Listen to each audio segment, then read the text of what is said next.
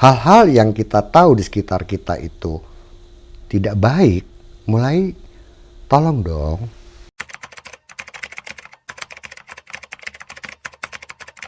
Oke, selamat datang teman-teman di channel Yayasan Elkis. Pada kesempatan kali ini saya ingin mengundang tamu spesial kita, narasumber kita pada kesempatan kali ini, yakni Sukma Barata. Halo. Halo, assalamualaikum.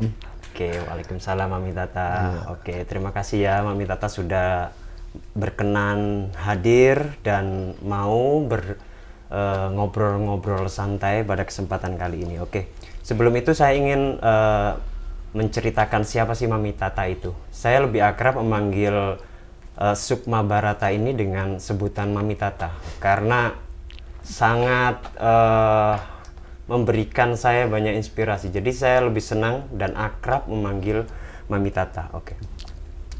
Mami Tata adalah seorang waria ya, yang hari ini istilah itu menjadi sering disebut sebagai transpuan seperti itu. Nah, beliau ini adalah seorang aktivis juga, aktivis di jalanan begitu ya Mami ya?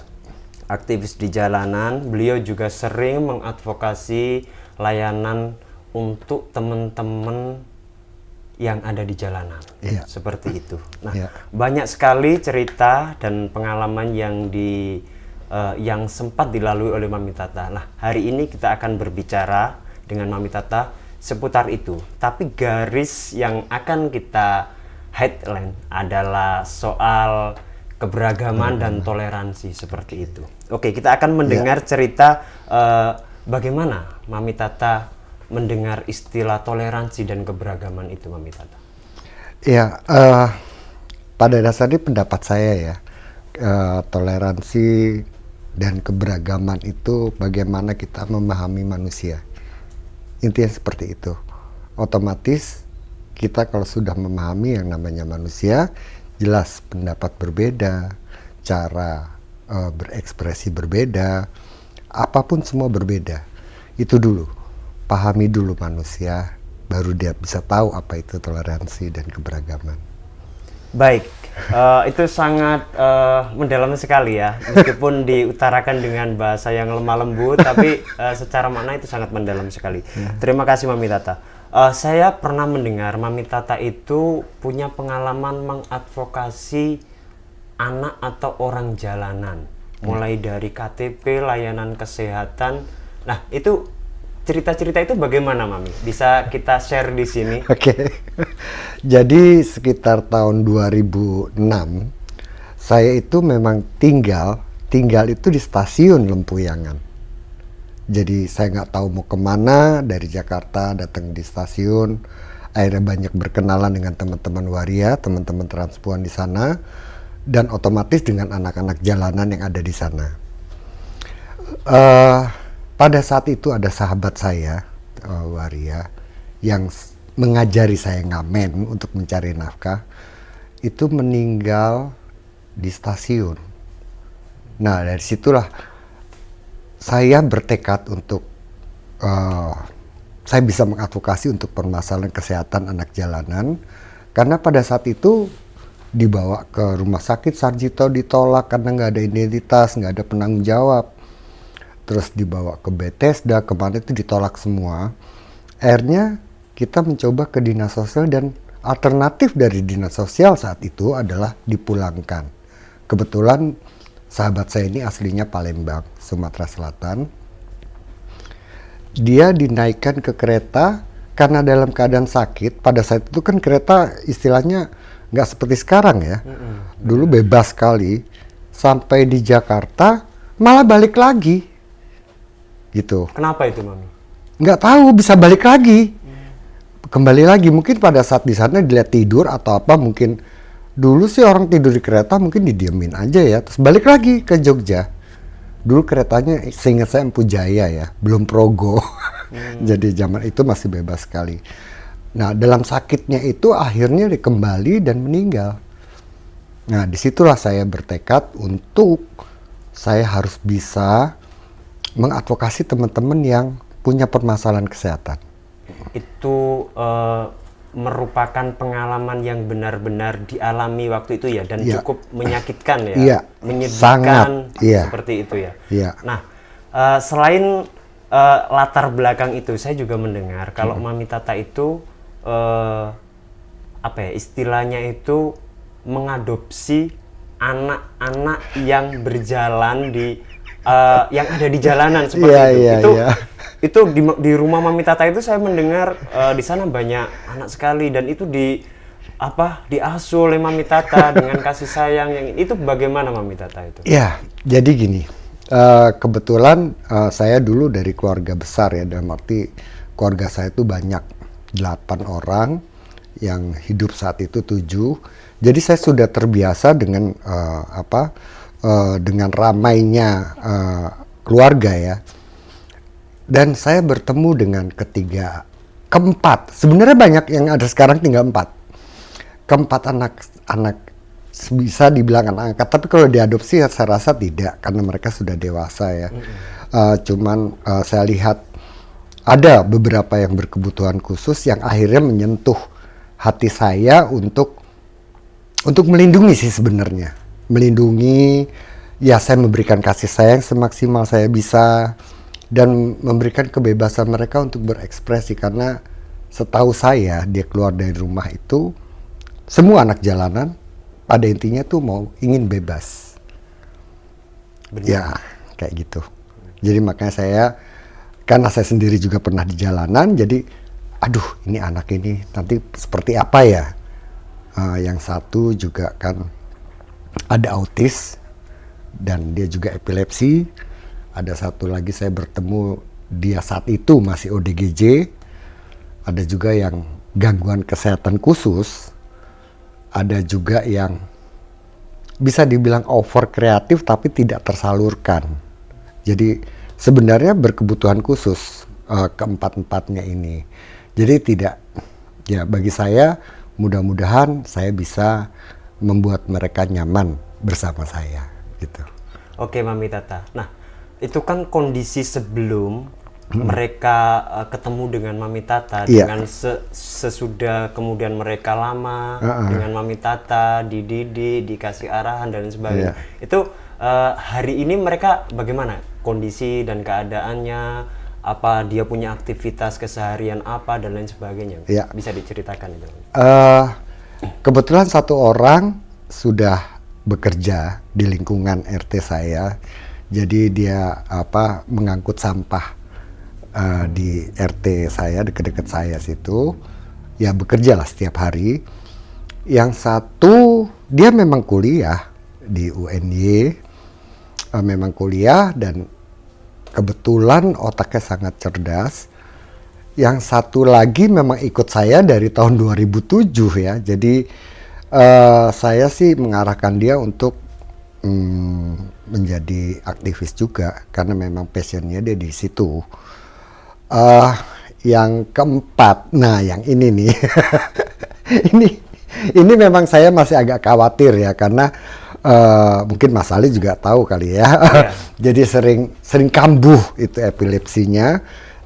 Apa mungkin saya merasa sebagai orang tua yang terlalu overprotective, akhirnya saya tidak ingin dia untuk beraktivitas jauh-jauh dari rumah, karena pada saat dia tidur itu biasanya apabila dia terlalu banyak minum kopi, tidurnya kurang atau kebanyakan kolesterol, dia malah ayahnya kambuh seperti itu.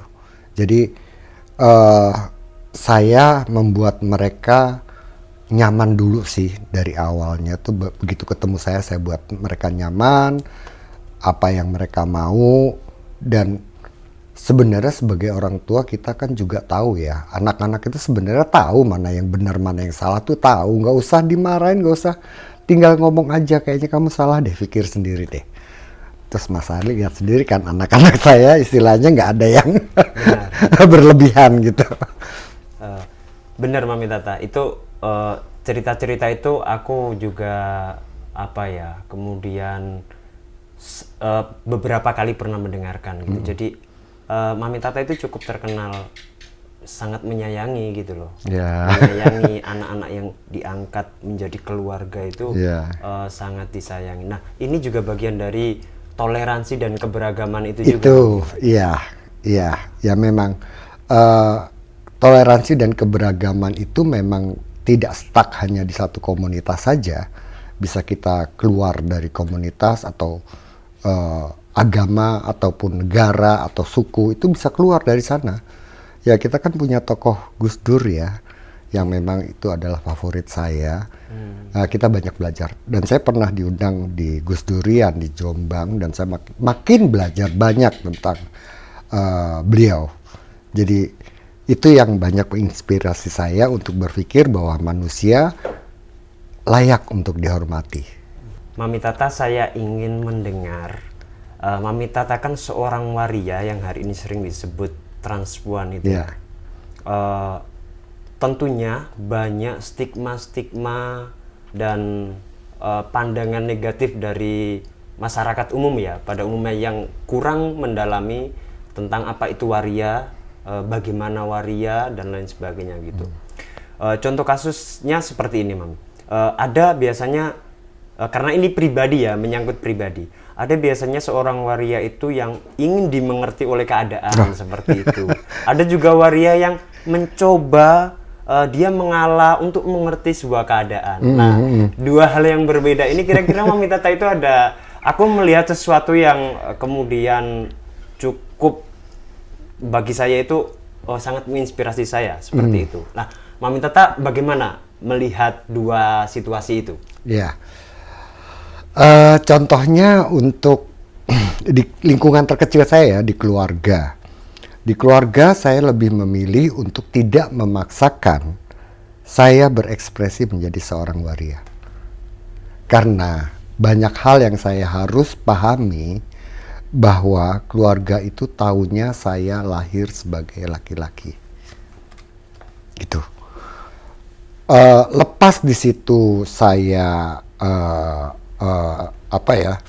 tidak mau mempush, kata teman-teman nggak mempush saya, udah kamu jati diri.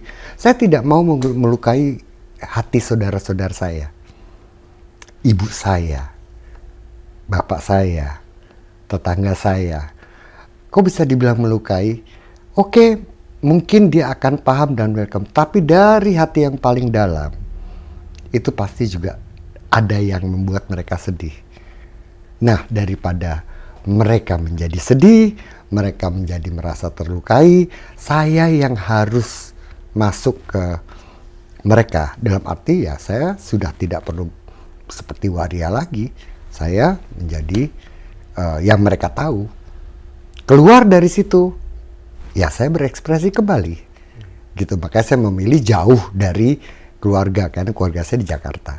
Jadi Mami Tata itu memilih untuk kemudian bagaimana saya tetap melihat senyum seorang keluarga. Betul, betul. Daripada saya berekspresi yang kemudian membuat dia tidak suka, lebih baik saya sendiri. Iya, iya. Maksa gitu ya, aduh. Iya, iya. Ini menjadi lilin ya. Kalau saya boleh mengibaratkan itu, Mami Tata menjadi sebuah lilin ya, yang menerangi sekejap, tapi lambat laun terus menerus dia membakar dirinya gitu. Jadi ada yang dibakar untuk mendapatkan sebuah cahaya keterangan, keromantisan keluarga seperti itu ya. Oke. Dan ini sangat keren sekali Mami Tata. Oke Mami Tata, tadi kita sudah bercerita banyak hal ya Mami Tata, mulai dari yang pertama tadi saya soal keberagaman ya, memang kita, karena memang kita saling menghormati satu dengan yang lain, baik dalam koridor komunitas, agama dan lain sebagainya. Itu memang kita perlu saling menghormati dalam artian kita mencoba menggali sebuah pengetahuan seperti itu ya Mami Tata. Nah, karena saking banyaknya pengalaman Mami Tata yang pernah saya dengar gitu, jadi saya ingin mendengarkan Mami Tata bercerita soal Perda Gepeng. Oh, Perda Gepeng. Itu gimana itu Mami Tata? Mami Tata itu salah satu orang yang paling getol menolak Perda Gepeng. Nah, itu sebenarnya kepentingannya apa Perda Gepeng itu? Dan kenapa Mami sangat getol sekali menolak? Apa kira-kira yang membuat itu mendiskriminasi teman-teman itu apa? Oh ya, Coba. karena saya bagian dari yang dianggap gepeng itu tadi karena pengamen dimasukkan ke ranah gepeng. Saya jelas menolak karena begini, setiap warga negara mempunyai hak untuk hidup, hak untuk layak difasilitasi kesehatannya. Intinya fakir miskin itu juga fasilitasi oleh negara. Nah, sekarang negara saja belum sama sekali memberikan haknya mereka. Minimal dari contoh identitas saja. Apakah mereka dipanggil untuk membuat KTP? Seharusnya itu pemerintah yang memanggil. Bahwa ini loh kamu ku kasih KTP, bukan mereka yang memohon. Gitu loh.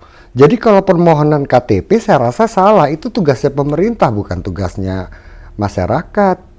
Nah, bagaimana yang dianggap gelandangan ini bisa berkarya, bisa menjadi yang diharapkan oleh masyarakat kalau KTP saja tidak diberikan. Artinya sebelum pemerintah menerapkan atau membuat sebuah peraturan itu pemerintah memberikan langkah pendekatan dulu. Iya. Jadi memberikan satu ketetapan yang pasti dulu kepada teman-teman yang dianggap gelandangan ini, karena kriteria gelandangan ini kan tidak punya identitas, ya kan, tidak punya tempat tinggal, hidup berpindah-pindah. Mereka tahu itu, kenapa tidak diberikan? Kalau sudah tahu ada 3 kriteria itu, panggil orangnya, kenapa kamu pindah-pindah? Jelas karena nggak punya KTP, untuk kos, untuk apa kan harus ada KTP. Gitu. Jadi intinya hak dasarnya dulu diberikan, baru perdanya. Nah, kalau seandainya suatu saat dia ketangkep, kamu kan udah dikasih KTP, kenapa masih menggelandang? Itu baru bisa gitu loh. Benar. Jadi ada langkah yang iya, benar. gitu. Kok tiba-tiba sudah ada penjara gitu? Iya, nggak tahu ujuk-ujuk toto langsung dicemplung. Iya. Kayak istilahnya gitu tidak dari mana? Iya.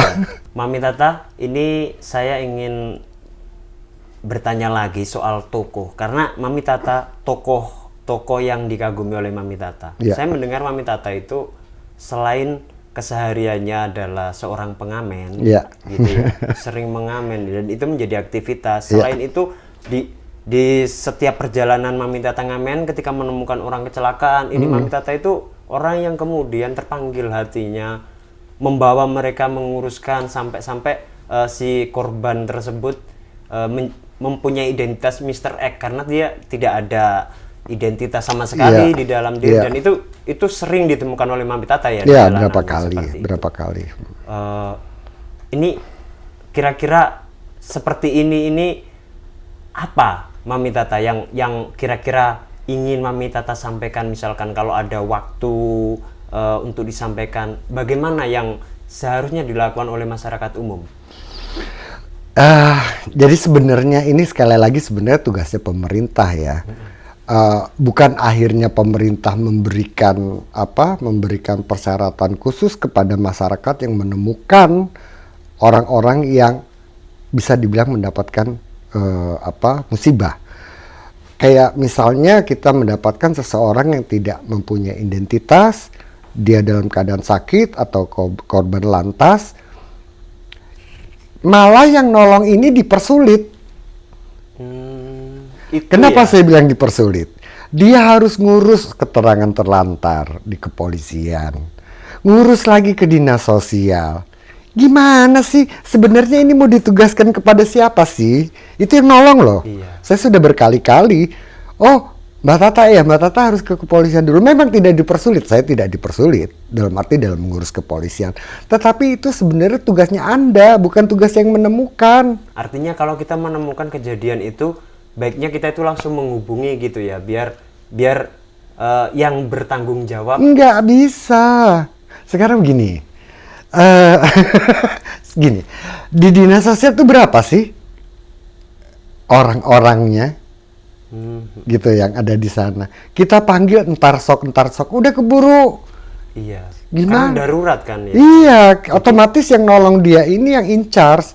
Jadi yang bawa ke rumah sakit, taruh KTP-nya. Saya berapa kali KTP saya nyangkut di rumah sakit.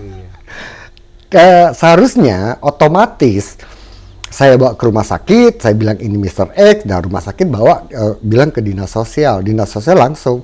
Ini malah saya yang dibuat repot sebenarnya. Oh, iya. Lucu gitu kan. Ya, padahal ini sesuatu yang ditemukan di jalanan dalam pas posisi Mami sedang ngamen ya. Ya, Tiba-tiba, kadang dapat kabar dari dapat mana. kabar ini dari teman-teman yang lain. Oke. Gitu. Mami Tata, terima kasih sekali. Kita sudah ngobrol panjang lebar dari awal tadi, mulai dari pengalaman Mami Tata. Nah, saya ini di terakhir, saya ingin Mami Tata bercerita soal atau menyampaikan tentang nilai-nilai keberagaman. Bagaimana sih yang seharusnya keberagaman, menerapkan nilai toleransi itu, Mami Tata? Oke.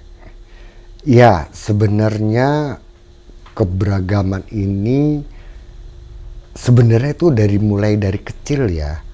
Dari kecil itu sudah ditanamkan dari didikan orang tuanya. Kita bisa melihat seseorang, orang tuanya sudah menanamkan keberagaman atau toleransi atau tidak, itu bisa terlihat dari anaknya. Jadi sebenarnya dari kecil. Jadi sebenarnya justru kita juga mulai mengedukasi seluruh masyarakat untuk mengedukasi bahwa penting sekali keberagaman, toleransi pada keluarga dulu. Karena apabila dia sudah menjadi seorang manusia dewasa, jadi di otak itu sudah terplot didikan dari keluarga. Contohnya membenci satu suku misalnya, atau kurang suka dengan agama A, kurang suka, itu dari kecil. Kalau saya lihat sepintas, itu memang dari kecil itu sudah. Dan saya sudah berapa kali mengatakan, diskriminasi itu dari kita lahir sudah diskriminasi. Nah, itu yang tidak disadari oleh kita semua. Itu contohnya bagaimana? Contohnya, jadi aduh ini gawat ya kalau saya ngomong. Contohnya gini, dia seorang perempuan lahir, total tiba-tiba dia harus ditindik. Apa itu kemauannya dia? Oh iya. Itu salah. Saya nggak tahu ya itu apakah bagian dari budaya, tradisi atau apa. Tapi kenapa tidak menunggu dia besar untuk dia memilih mau ditindik atau tidak? Itu contoh. Kedua, pernah dengar kata amit-amit nggak? Iya, amit-amit. Diskriminasi sekali loh tuh. Kata-kata itu sangat diskriminasi. Contoh, ada orang hamil, melihat ada seorang yang tidak beruntung mempunyai anggota badan yang lengkap. Langsung amit-amit. Untuk apa sih?